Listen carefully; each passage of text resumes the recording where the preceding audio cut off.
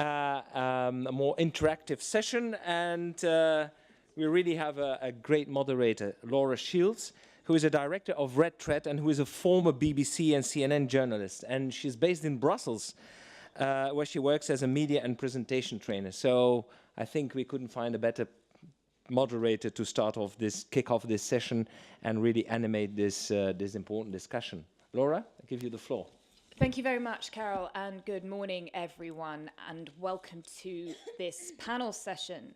So, making the case for investing in health and education together.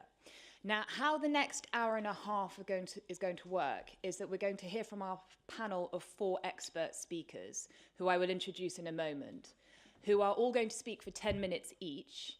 And then there will be the chance for you also to participate via the online platform voting tool. I promise to ask you some slightly more challenging questions than whether or not you want coffee, tea, or sweets. But the questions will be used as a basis for discussion with our speakers. And there will also be opportunities for you to ask questions as we go through. So what I'm trying to say is we're not going to talk for an hour and then you get a little bit at the end. We'd like to involve you as early on as possible. So I'm going to introduce the panel in order that they'll be speaking. And they will also be picking up on what Brad said in his keynote earlier on. And thank you very much for that, Brad. I certainly learned a lot as a non-expert in particular, so it's very, very helpful.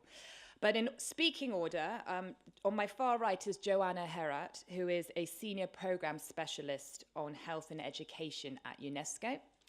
To my far left is Leslie Drake, who is the Executive Director of Partnership for Child Development at Imperial College London.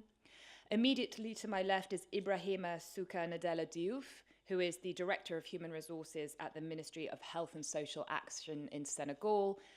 And to my right is Faith Nakala, who is the National Director for CAMFED in Zimbabwe. Now, all of our speakers are going to tell you a little bit more about their institutions, the institutions they work for, and their specific areas that they work on. So I'm not going to give you too much more detail about that at the moment.